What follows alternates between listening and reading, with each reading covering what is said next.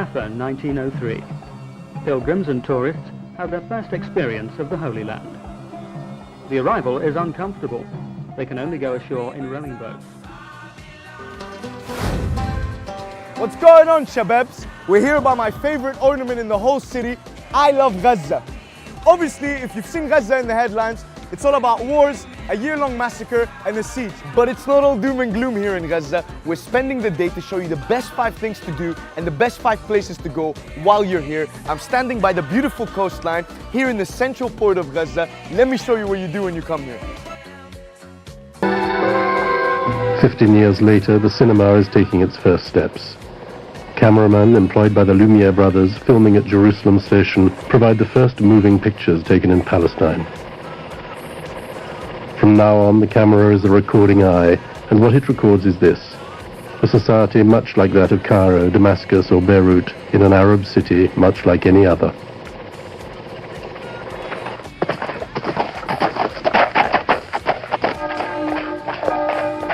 By the end of the 19th century, Palestine has 500,000 inhabitants, of whom 30,000 live in Jerusalem. A veiled woman, a Sunni Muslim, one of the majority. An Orthodox Jew.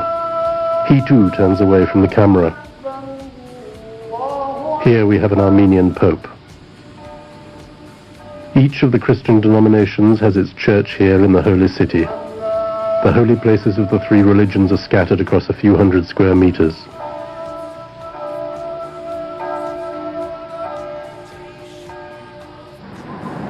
The Great Mosque is close to Christ's tomb.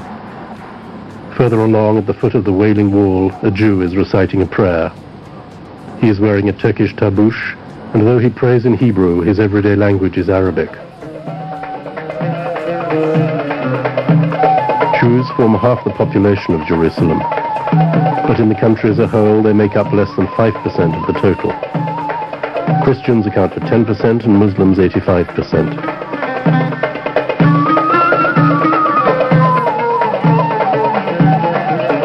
All of them are subjects of the Sultan of Constantinople. So it's not a complex issue. That's the big thing. It's super simple. There's one group that has enormous power. It's the most powerful country in the Middle East. It's backed by the United States. It acts on another population of people with total impunity and is never held accountable for anything. So there's no symmetry in the relationship, period. And just as like a thought experiment, IDW people, if we know that if somehow a population of Jewish refugees ended up in West Bank and Gaza, and an Arabic government in Jerusalem and Tel Aviv had an open-air prison in Jewish Gaza, which they bombed with white phosphorus, they killed civilians indiscriminately, and they had no provisions for medicine. They had an embargo that blocked food, that electricity wasn't running, that there was an over 48% unemployment rate, life expectancy and malnutrition statistics were horrifying.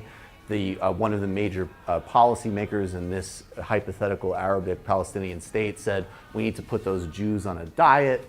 In the West Bank, there was another Jewish area where there was a little bit more autonomy, but there was regular Arabic settlements where they pulled up the Jewish farmers' foods, they terrorized them with rocks, the security forces broke children's bones, and they couldn't drive on their own roads. We'd all have no problem understanding what that was. So there's nothing complex about it.